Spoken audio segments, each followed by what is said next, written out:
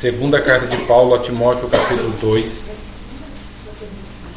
Paulo, ele está dando conselhos. Agora, os conselhos que ele está dando são conselhos mais maduros, mais adultos, que estava requerendo de Timóteo uma maturidade espiritual, que ele tinha que colocar em prática o que ele aprendeu. E ele estava incitando Timóteo para subir um degrau na fé, dizendo: Timóteo, suba um degrau, vamos evoluir na fé, vamos amadurecer, vamos evoluir no aspecto espiritual. Você precisa colocar para fora a sua essência. Lembra que eu falei semana passada que Paulo coloca aqui nessas duas cartas a diferença de aparência e essência? Então Paulo está tirando da essência de Timóteo o seu melhor. Então ele começa a colocar diante de Timóteo alguns desafios, algumas oportunidades para que ele colocasse em prática a sua essência. Embora essa carta não seja escrita nem para mim nem para você, mas aqui o desafio ele é válido, porque nós também somos desafiados pela palavra de Deus a colocarmos para fora a nossa essência, porque nós temos a nossa essência. O que dizia Aristóteles, o filósofo, que foi professor de Alexandre o Grande. Alexandre o Grande só não dominou o mundo, não conquistou o mundo, porque ele não tinha mapa. Mas Aristóteles tirou dele o seu melhor, que ele chamava de potência. Aristóteles chamava de potência. É o que Paulo está fazendo com Timóteo, tirando a sua potência, a sua capacidade, e o está desafiando. Então aqui é uma carta de desafio. Ele está desafiando, ele está instigando Timóteo a dizer: Timóteo, você precisa sair desse casulo e você precisa então se tornar uma pessoa que se mostra, que não tem necessidade de aparecer, mas que apareça, não por necessidade, mas por qualidade. Então apareça, Timóteo, por uma questão de qualidade. Você tem qualidade. No capítulo 1 ele diz assim: lembrar da tua fé sem fingimento. Então ele tinha o que oferecer. O bom de Timóteo era isso. Timóteo tinha o que oferecer. Eu acredito também que nós temos o que oferecer.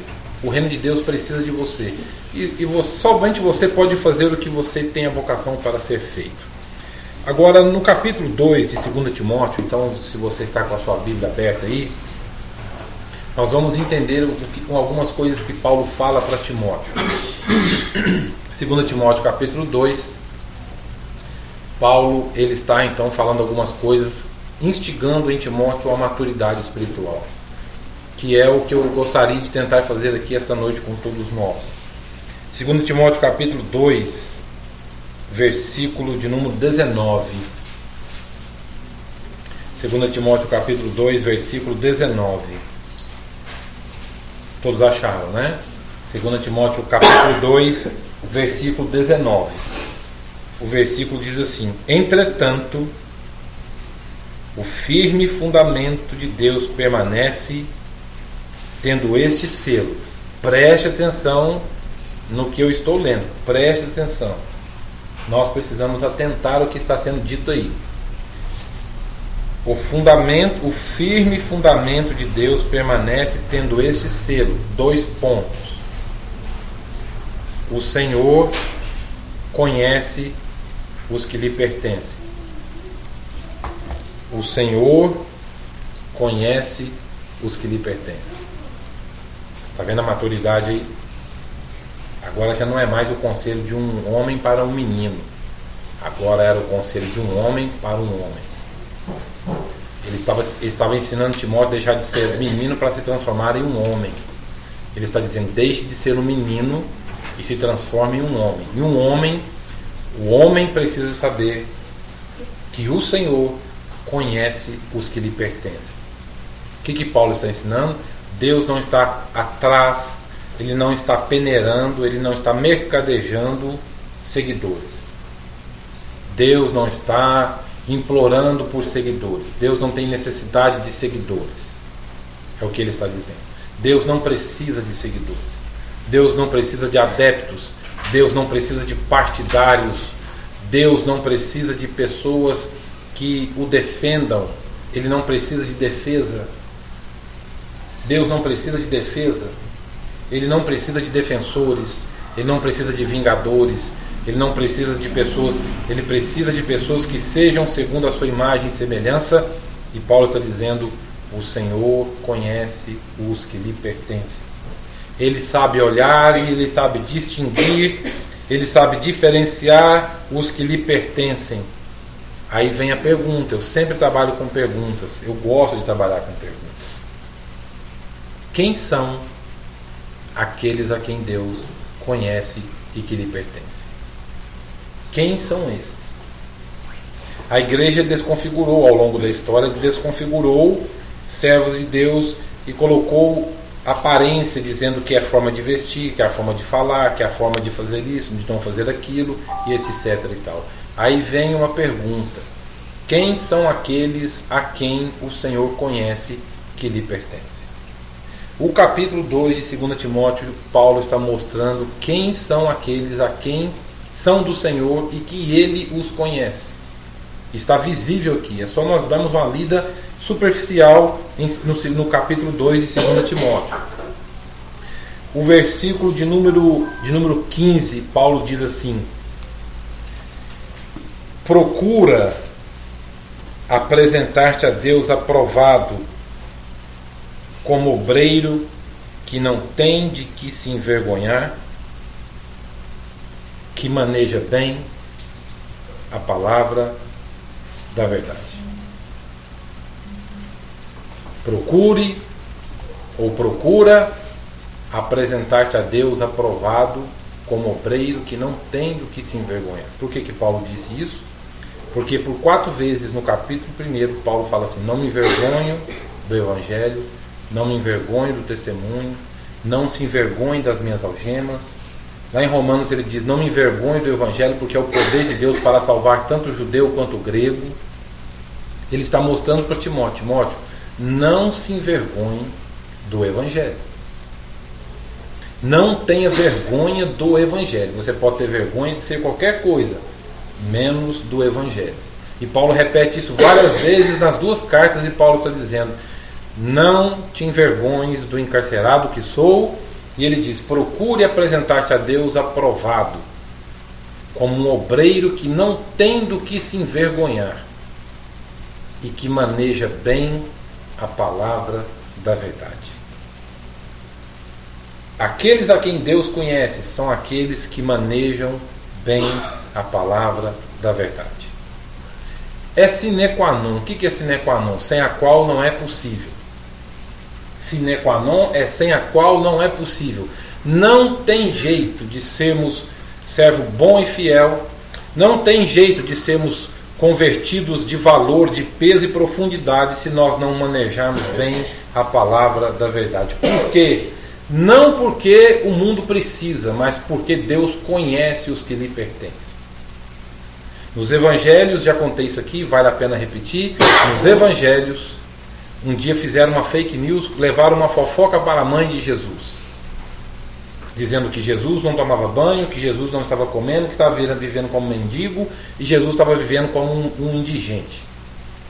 E Maria, mãe de Jesus, acreditou nisso, e ela reuniu seus filhos e disse: vamos lá buscá-lo. E foi lá buscá-lo. Quando chega, tinha uma multidão em volta de Jesus, e ela o visualizou de longe, o avistou de longe. Ela não conseguiu chegar perto de Jesus. E ela então manda de boca em boca chegar a notícia até ele. Disse: manda e fala para ele que a mãe dele está aqui chamando-o, e é para ele vir aqui. A mãe dele está aqui. A mãe e os irmãos. A mãe e os irmãos. E foi passando de boca em boca até chegar em Jesus. E disseram para ele: ó, sua mãe está lá do outro lado dela lá, ó. E ela está te chamando. E ela está te chamando para uma conversa de mãe para filho. A sua mãe está lá. E a resposta de Jesus foi qual? A minha mãe e meus irmãos são aqueles que ouvem e praticam a palavra de Deus. Foi a resposta que Jesus deu. A minha mãe e os meus irmãos são aqueles que ouvem e praticam a palavra de Deus. E Paulo está dizendo: o Senhor conhece. Eu acho bom essa palavra porque desmistifica aquela questão de que Jesus está atrás de seguidores. de que Jesus está atrás de pupilos, de que Jesus está atrás de adoradores. Não é bem assim. Porque ele conhece, Paulo está dizendo, o Senhor conhece. Aqueles a quem conhece, Timóteo, procure apresentar-te a Deus aprovado, que não se envergonhe do Evangelho, que internalize o Evangelho e que maneja bem a palavra da verdade. E Paulo, para mostrar que tipo de obreiro que ele deveria ser, Paulo pega 3 exemplos. Ele pega o exemplo do soldado, do lavrador e do atleta. Ele pega 3 exemplos para mostrar para Timóteo. Timóteo, eu vou te dar 3 exemplos da nossa época que você vai entender. O soldado, o atleta e o lavrador. No capítulo 2, versículo de número 4, Paulo diz assim: nenhum soldado, ele está dizendo, porque tenha na sua mente, o Senhor conhece os que lhe pertencem. Aí ele busca exemplos, referência. Nenhum soldado em serviço se envolve em negócios desta vida, porque o seu objetivo é satisfazer aquele que o arregimentou. Nenhum soldado nesta vida se envolve em negócios, pelo contrário, procura satisfazer aquele que o alistou, aquele que o arregimentou. O soldado no Império Romano, como que era o alistamento no Império Romano? Como que era o serviço no Império Romano? O soldado romano, ele estava disposto a dar a vida por César. Morrer pelo Império Romano era um privilégio. Era um privilégio para os pais ter os seus filhos no exército de César, porque era um privilégio morrer pelo Império Romano. Eles não poderiam ter nenhum trabalho paralelo, nenhum bico, como a gente diz nos dias de hoje. Eles não poderiam ter nenhum bico. Eles tinham que viver, e a vida deles era somente em função do Império Romano. E Paulo diz: procure apresentar-te a Deus aprovado como obreiro que não tem que se envergonhar, que maneja bem a palavra da verdade. Ele dá uma referência: olhe para o soldado. O soldado, ele procura satisfazer aquele que o arregimentou. Ele não se envolve. O que significa o soldado? Ele não tem um coração dividido. O soldado não vive uma ambivalência. O soldado, ele não vive uma dicotomia. Uma hora ele está no exército, outra hora ele não está. Timóteo, uma hora você não pode estar na fé e dependendo da situação. Timóteo não era um servo de ocasião, de situação, de circunstância. A coisa estava boa, eu estou com Deus. A coisa apertou, onde está Deus?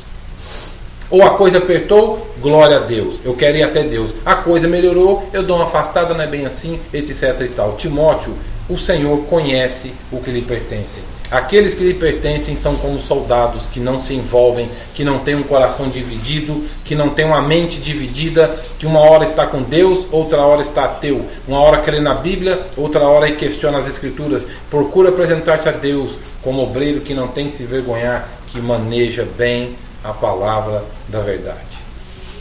Porque o verbo manejar aqui é o mesmo verbo usado para um soldado que pegava uma espada e ia lutar. Que maneja, que saiba manejar uma espada. Por isso que ele diz: o soldado não se envolve em negócios dessa vida. Ele não tem um coração dividido, ele é do Senhor. É esse tipo de gente que o Evangelho e o Reino conclama e precisa. De gente que se posicionam dizendo: eu sou e não me envergonho de ser, porque eu sei em quem eu tenho crido. Uma vez fizeram um elogio a Jesus, e foi um dos melhores elogios que se fizeram a Jesus nas Escrituras. Mas por trás do elogio que fizeram tinha uma tendência maligna, e Jesus percebeu isso, porque Jesus era muito esperto. Além de divino, ele era humano, e como humano ele era muito esperto. Quando eu digo esperto, não era no sentido pejorativo. Quando eu digo esperto, é porque ele entende de ser humano. Ele o criou e fizeram um elogio a Jesus, que olha, eu não acho que exista um outro elogio melhor do que esse que foi feito a Jesus. Onde está isso? Mateus capítulo 22. Vamos abrir lá? Só para nós entendermos onde eu quero chegar. Mateus capítulo 22. Mateus capítulo 22 foi feito um elogio a Cristo Jesus. Mateus capítulo 22. Olha para você ver. Olha o elogio que fizeram a Jesus. Não foi um elogio da boca para fora, foi um elogio com conteúdo. Mateus capítulo 22, versículo 16. Mateus capítulo 22, versículo 16. E enviaram-lhe discípulos, juntamente com os herodianos, para dizer-lhe, 2 pontos. Agora vem o elogio. Olha para você ver que elogio que fizeram a Jesus. Mestre, sabemos que és verdadeiro e que ensinas o caminho de Deus, de acordo com a verdade. Olha para você ver. O Senhor ensina o caminho de Deus de acordo com a verdade, sem te importares com quem quer que seja, porque não olhas a aparência dos homens. Se eu não tivesse dito que por trás desse elogio havia algo pejorativo, você iria endossar o que está sendo dito aí. Mestre, nós vemos que o Senhor é verdadeiro, que ensinas o caminho de Deus de acordo com a verdade. Olha para você ver que elogio. Que não olhas a aparência dos homens. E o que mais que diz o texto?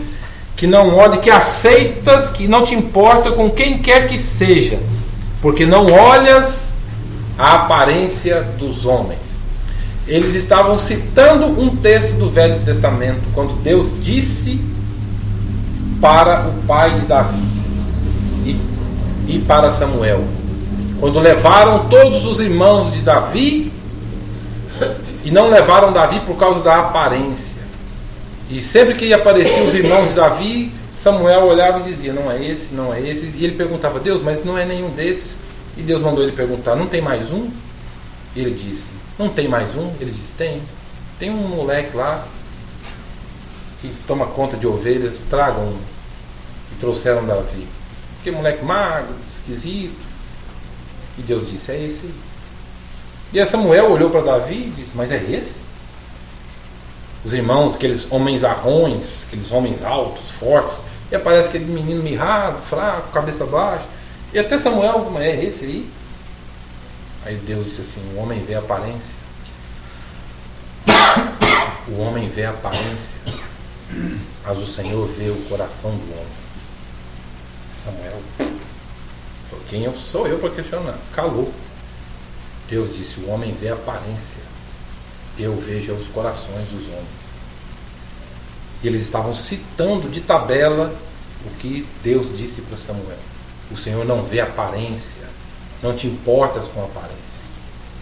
Se Jesus fosse carente, porque ele conhece os que lhe pertencem. Ah, que lindo isso, nossa. Ganhei o dia. Nossa, vamos cantar. Ele iria dizer isso. Mas ele não é um Deus retardado. Ele disse no versículo de número 17: dize-nos, pois, que te parece, é lícito pagar tributo a César ou não? Versículo 18: Jesus, porém, conhecendo-lhe a malícia, respondeu: por que me experimentais, hipócritas? Por que me experimentais, hipócritas? Por causa de uma moeda. Porque na moeda só se podia comprar.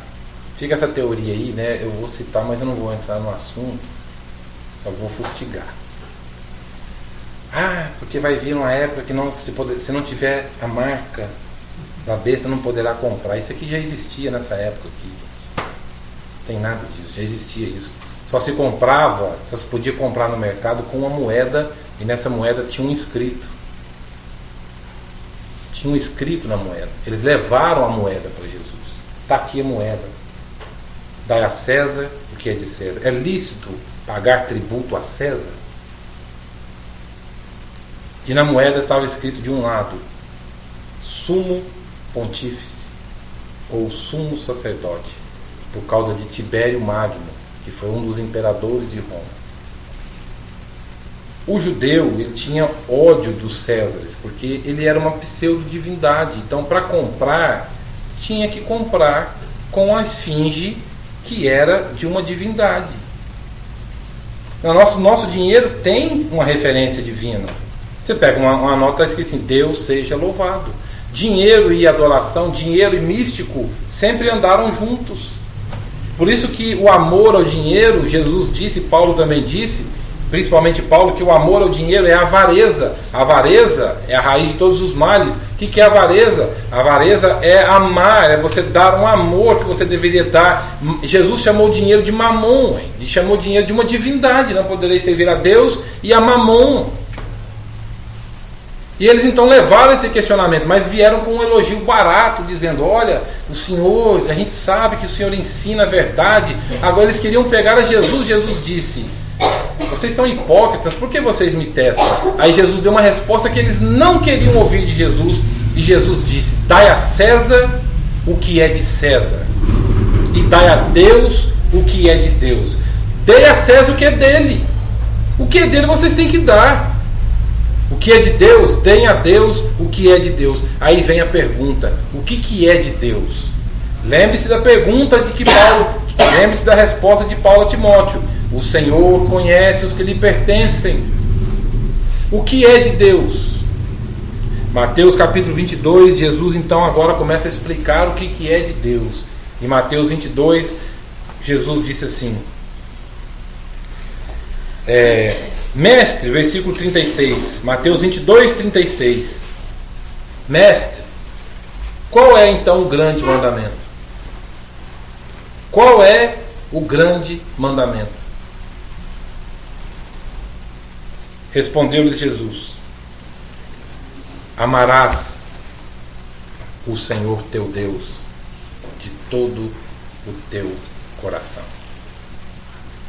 Amarás o Senhor teu Deus de todo o teu coração. O que é de César é de César. O que é de Deus são aquelas pessoas que o amam, mas não o amam de qualquer jeito. O amam de todo o coração. Jesus mesmo disse: aonde estiver o teu tesouro, aí estará o teu coração.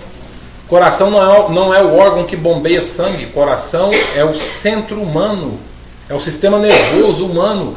Jesus está dizendo: amarás, você vai amar a Deus com a sua essência. Com a sua essência. Por quê? Porque o Senhor conhece os que lhe pertencem. Simples assim. Simples, porém não simplista. E Jesus disse: amarás o Senhor teu Deus de todo o teu coração, com as suas entranhas, com o seu ser, com a sua essência. É para amá-lo com a sua essência. Não é para amá-lo com o que der, quando der, do jeito que der, de qualquer jeito. Não. É para amá-lo de todo o teu coração. E quando nós colocamos qualquer coisa que fazemos na vida, quando colocamos o coração, o resultado é diferente. Uma pessoa quando cozinha e cozinha com o coração, o gosto da comida muda. Uma pessoa que cuida da casa e dos seus com o coração, quando ela passa a roupa com o coração, é diferente. Qualquer coisa que você faz com o coração é diferente. Uma pessoa que corta cabelo e corta com o coração, é diferente. A qualidade nasce, a qualidade brota, porque faz com o coração. Aquilo que você faz contrariado contra a vontade, ninguém suporta, porque você está fazendo empurrando com a barriga. E Jesus disse: amarás o Senhor teu Deus de todo o teu coração. E que mais? De toda o quê? A tua alma. Todo o teu pensamento. De toda a tua alma. É para amar a Deus com a sua alma. É para colocar a sua alma. É para colocar a alma. Porque o Senhor conhece. Deus sabe quem o ama de coração. Ele sabe quem o ama com a alma, com a sua entranha. Ele sabe, porque o Senhor conhece os que lhe pertencem. É o que Paulo disse para Timóteo: procura apresentar-te a Deus aprovado, Timóteo. O que é aprovado? Aprovado é alguém que ama a Deus com o coração, com todo o teu coração, de toda a tua alma e de todo o teu o quê? Entendimento. Você tem que entender o Evangelho. Por isso que eu bato nessa tecla. É inadmissível uma pessoa que diz que é serva, que é servo, que crê, que está no reino e não lê as Escrituras, que maneja bem a palavra da verdade. Está entendendo? É inadmissível uma pessoa que não lê as Escrituras, que só lê domingo à noite quando vai para a igreja. Pelo amor de Deus, não se faça esse mal.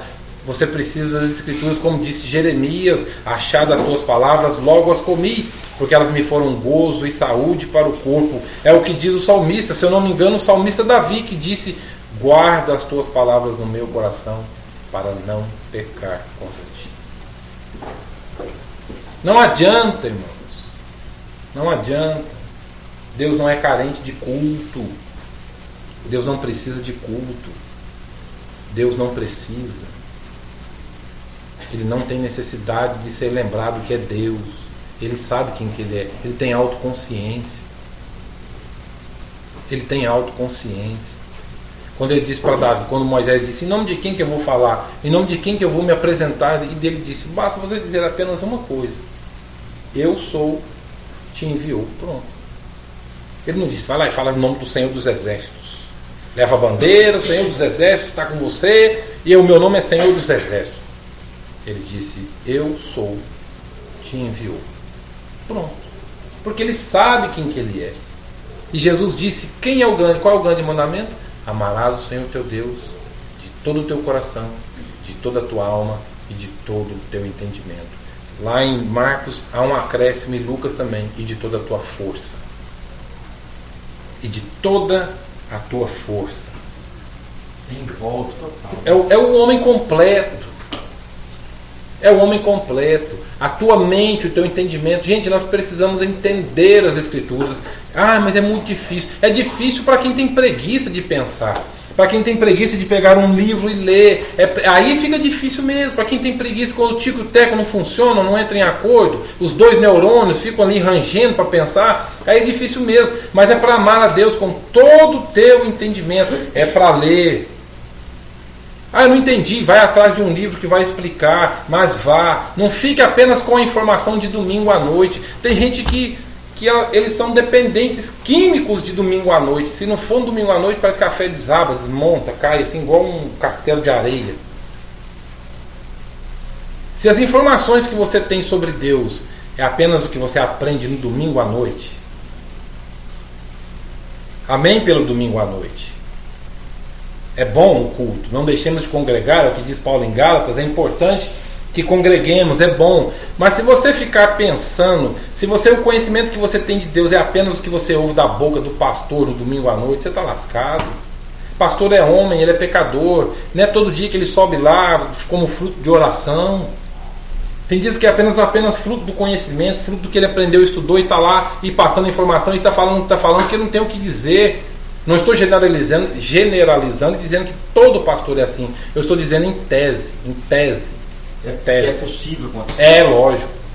Você me fez lembrar de uma certa feita de um pastor que disse que se você diz que conhece a Deus e nunca leu a Bíblia toda e tem noção dela, você está enganado, você não conhece. Não conhece. Quando ele fala entendimento, a nossa mente vai sempre questionar a Deus. E Paulo está dizendo: olha, como um obreiro que não tem que se envergonhar e que maneja bem a palavra da verdade. Jesus disse: com todo o teu entendimento. Aí tem pessoas que só pegam conteúdo de domingo à noite e vai passar a semana inteira. Gente, se você não parar e falar assim: eu vou alimentar a minha alma, você está se fazendo mal. Está lá se fazendo mal. Você está ficando fraco. Eu não estou dizendo que você não deva ir à igreja e escutar a pregação. Amém. Mas pessoas que sabem ouvir as Escrituras, quando elas vão na igreja, elas não estão ouvindo a pregação, elas estão ouvindo a palavra de Deus.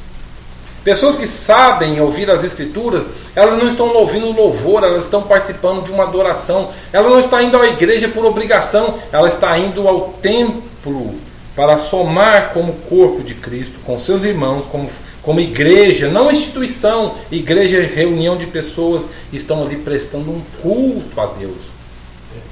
Porque aquilo ali domingo à noite deveria ser, em tese, deveria ser extensão do que somos ao longo da semana.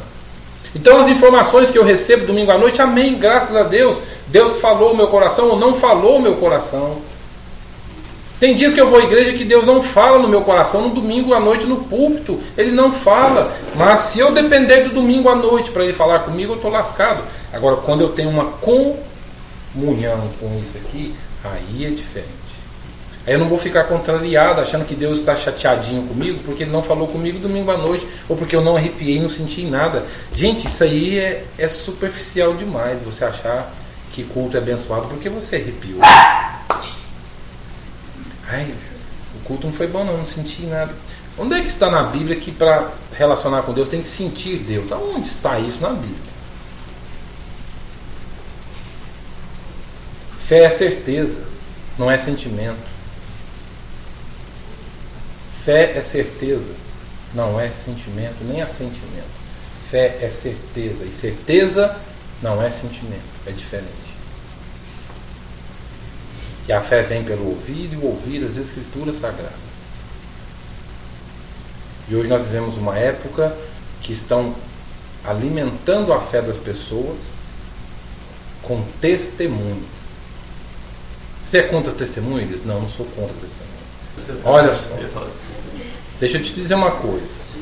Você precisa ler as Escrituras para você crescer na fé, porque o Senhor conhece os que lhe pertencem. Agora, voltando para Timóteo, vamos voltar. Que não precisa. Não estou dizendo. Você está dizendo que não deva ficar só nisso, né? Não, eu não estou dizendo. É a mesma coisa que você for comer, se você comer só arroz.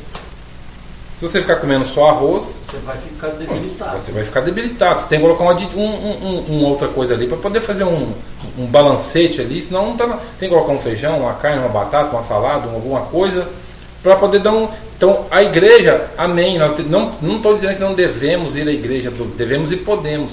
Mas eu estou fazendo uma crítica àquelas pessoas que dependem da igreja para ouvir a palavra de Deus. Eles só sabem ouvir, só conhecem de Bíblia que escutam lá na boca de quem está pregando. Não pode ser assim. Você tem que ler as Escrituras. É o que Paulo diz para Timóteo. Timóteo, não dependa do que eu falo para você das Escrituras. Medita nela. Medita na palavra. Leia a palavra. Maneje essa palavra aí, Timóteo. Porque você não tem eu mais. Então fique com ela. Maneje esse negócio aí. Vai ouvir a voz de Deus. Você com isso aí. Eu vou morrer, vou ser decapitado, Timóteo. Agora se vire nos 30. É você.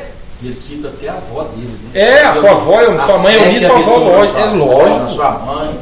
A fé que tinha nessa está em você. Aí. Está em você, então você agora se vira. Então leia, Timóteo. Não depende do apóstolo Paulo, Timóteo. Leia as Escrituras. E Paulo diz mais: nenhum soldado se envolve em negócios dessa vida. Aí ele diz mais.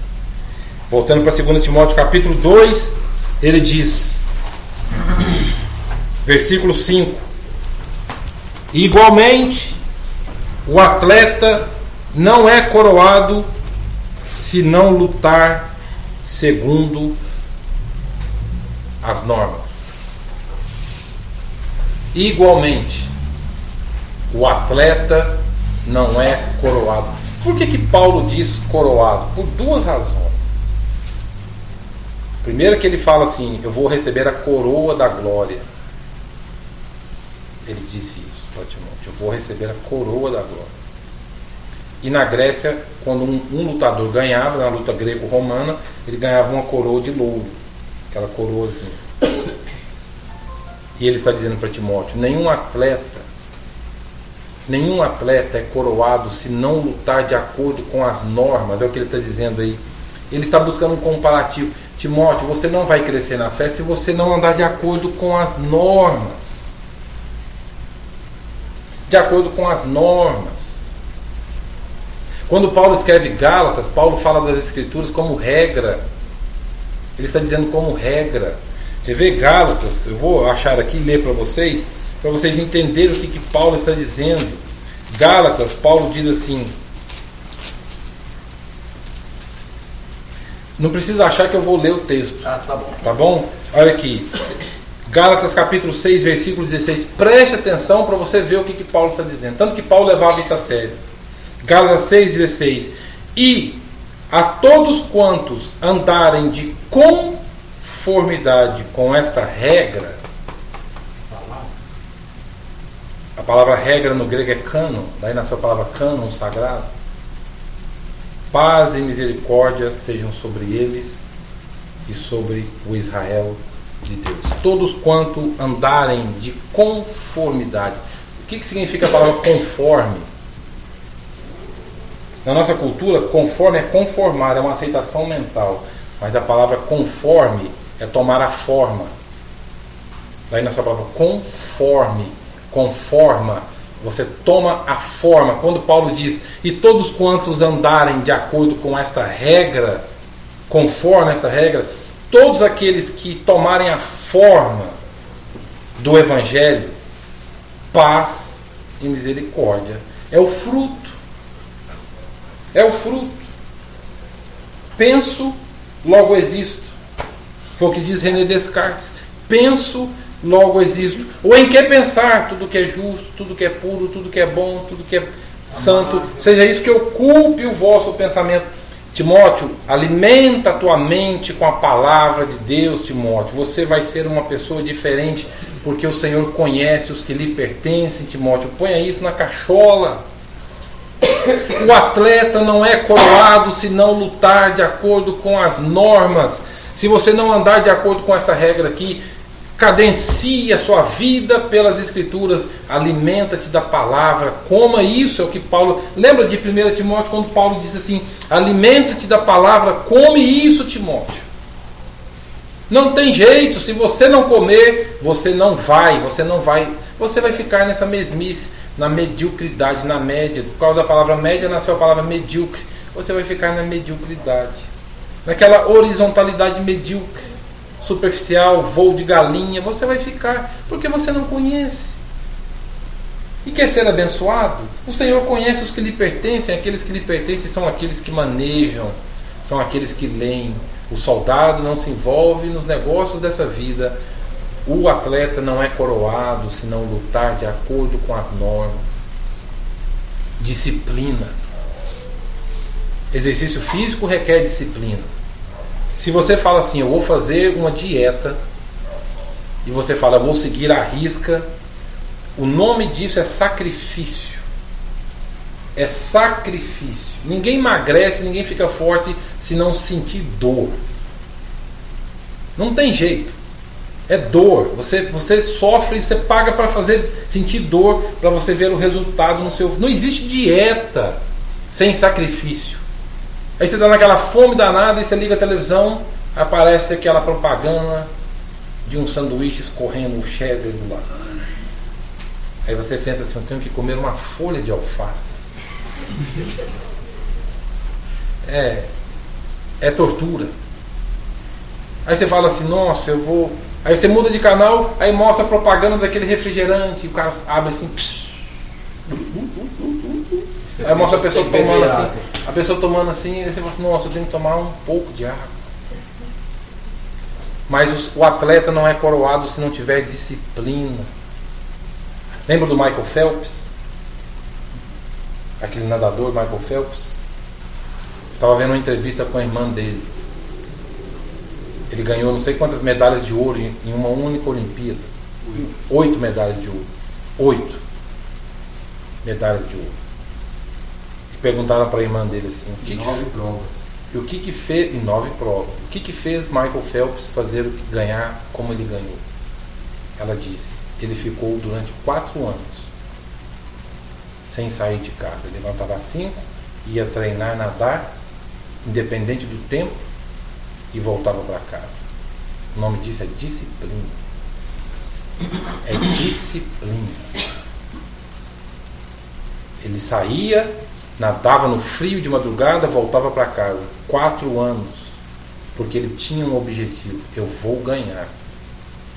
Ele sabia onde ele queria chegar. Eu vou chegar lá. Eu vou ser o melhor.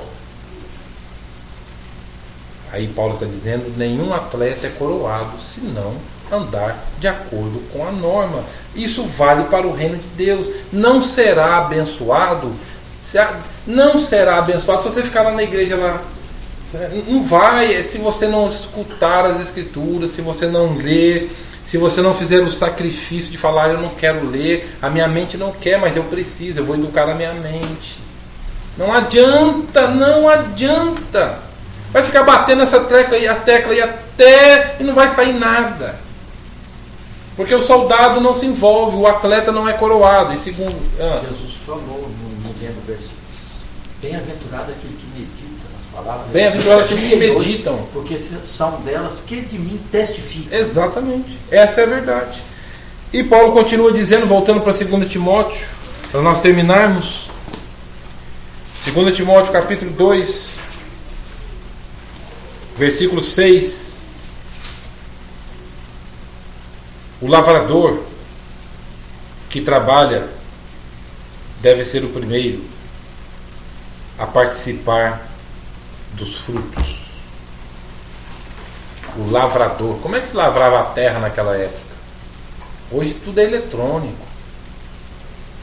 Hoje o lavrador, hoje o agricultor, ele tem 3, 4 tratores, ele controla tudo pelo celular, não precisa nem de motorista mais. Não precisa de motorista, ele trabalha pelo celular, a tecnologia está aí. E eles vão passando e catando os produtos lá, catando as sementes, os grãos, tudo aqui no celular. Hoje tudo é na colheitadeira, tudo separa a semente boa da semente ruim, é tudo eletrônico, o cara não põe a mão na terra.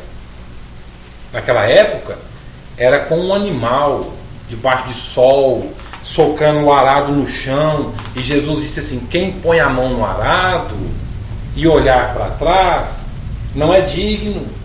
Elias, cortando, eu já fiz esse serviço, literalmente. É fácil? Se você olhar para trás, o arado sai da tudo mão. torto. Fazer, não, ele cai dentro do risco e descontrola tudo. Pois é.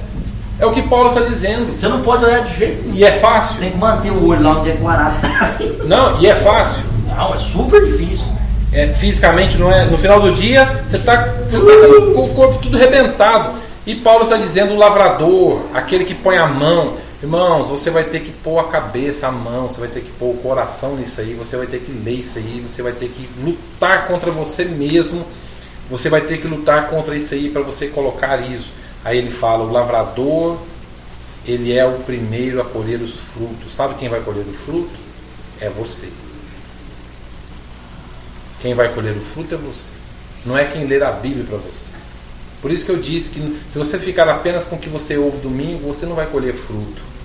Se você não separar um tempo e falar assim: eu vou ler isso. Você vai ficar debilitado espiritualmente. Subnutrido, desnutrido. Tem que saber também se o que ele escuta no domingo também é aquilo mesmo de acordo com as escrituras. Como é que você vai saber? Se você não lê, você não tem noção. É lógico, aí você vai ficar engolindo tudo que você está ouvindo aí, é meio perigoso. E Paulo está dizendo: o lavrador que trabalha deve ser o primeiro a participar dos frutos. E eu vou terminar citando o versículo 7. Pondera o que acabo de dizer, porque o Senhor te dará compreensão em todas as coisas. Eu achei interessante esse versículo, que dá entendimento em tudo. Pondera, é lógico. Pondera nisso aí, porque o Senhor vai te dar entendimento. Por que vai te dar entendimento? É o versículo 7. Né? Porque ele maneja bem a palavra da verdade. O Senhor conhece os que lhe pertencem. O Senhor vai te fazer conhecer isso. Mas é para aqueles que leem. Considero que é para aqueles que leem. Aqueles que leem vão entender. Aqueles que leem vão entender por que está acontecendo o que está acontecendo. Aqueles que leem vão entender por que estão passando o que estão passando. Aqueles que não leem vão perguntar assim: o que eu fiz? O que está acontecendo? Onde eu errei? Por que isso, Deus? Por que isso, Deus? Por que aquilo, Deus? Eles vão questionar, vai ficar fraco na fé, vai ficar pedindo oração e não sei o que lá mais, vai ficar, não sei, vamos ver, tal. Isso é coisa de quem não lê, de quem não guardou as tuas palavras no coração. Isso é coisa de quem não lê. Quem lê, quem ouve o Evangelho, não é ouvir pregação, mas ouvir o Evangelho, quem ouve a tua palavra, quem ouve as Escrituras, passa por situações e fala assim: eu sei que todas as coisas cooperam para o bem daqueles que amam a Deus. Quem lê, quem ouve, sofre, chora, angustia, fica sem dormir, passa mal, adoece, mas sabe que o poder se aperfeiçoa na fraqueza. Sabe que quando é fraco que se é forte. Sabe que o Senhor é o nosso Redentor. sabe que Ele está conosco todos os dias, porque Ele disse que estaria, sabe que não há ninguém, nada nos separará do amor de Deus, como diz Romanos capítulo 8, porque eu estou bem certo de que nem a morte, nem a vida, nem a altura, profundidade, nem anjos principados, nem qualquer outra criatura, nem coisas do presente, nem do porvir, poderá nos separar do amor de Deus. Sabe disso, porque isso está aqui, ó, está aqui, pulsante, latente, está lá, vivo lá dentro. E sabe aquilo que João falou, o maligno não lhe toca. Então não precisa ter medo do diabo. O diabo que vá para, não sei, para qualquer lugar, mas não precisa ter medo, porque sabe que o maligno não lhe toca. Nem da inveja, nem do olho gordo. De jeito nenhum. Nem da inveja, nem de olho gordo, nada. Pode passar debaixo de escada, pode deixar chinelo virado. Não precisa. Pode pisar com o pé esquerdo. Pode, amanhece com o pé esquerdo. Pode fazer o que você quiser. Deus que deu também. Gente, uma vez eu morava em Uberlândia e apareceu na porta do apartamento onde eu morava, do condomínio que eu morava, apareceu uma macumba lá. Fizeram uma macumba, não sei pra quem. Não, e o ideia não era feia. Era uma galinha com um charuto na boca, com um trencinho, umas velas pretas, vela vermelha, farofa. E todo mundo ficou desorientado. Como é que faz? Como é que tira isso aqui? Está na passagem, na entrada? Como é que faz? Aí você chegou. Aí me chamaram, falaram, chama, eu sei que tem um cara ali, me chamaram. Aí pensaram que eu ia lá com a Bíblia debaixo do braço e você me dá uma vassoura lá. A Bíblia já estava escondida. Não. Ele já estava aqui a Bíblia, né? Aqui, ó. Me dá uma vassoura lá, varri tudo, peguei o seu livro, pronto, agora vocês podem passar. Mas você não vai fazer nenhum ritual aqui. Que ritual? Pelo amor de Deus, que ritual? Não tem isso não. Não tem nada de ritual, não existe isso de ritual. Varri, pus na paz, joguei fora e acabou, não tem esse negócio. A Bíblia diz que o maligno não contra Israel não vale encantamento. E nós, pela misericórdia, somos Israel de Deus, né? Exatamente. E Paulo está dizendo, exatamente, não vale encantamento contra o povo de Israel. Então, o texto está dizendo, Timóteo, o Senhor conhece os que lhe pertencem. Ele conhece, ele sabe. Os que lhe pertencem são aqueles que manejam bem a palavra da verdade. Semana que vem será o capítulo 3. Aí o capítulo 3 não é nada bonito. Não. 2 Timóteo capítulo 3 não é nada bonito. Só consegue passar por essa prova aí do capítulo 3 quem está com a palavra no coração. Quem não estiver com a palavra no coração não suporta esse livro. 2 Timóteo capítulo 3. Semana que vem nós vamos ver isso. Quem não tiver com a palavra de Deus no coração não vai passar pelo capítulo 3. Não dá conta. Não dá conta. Não dá conta. Não consegue. Depois você lê o capítulo 3 para você ver. Mas isso é para a semana que vem. Vamos colocar de pé e vamos orar.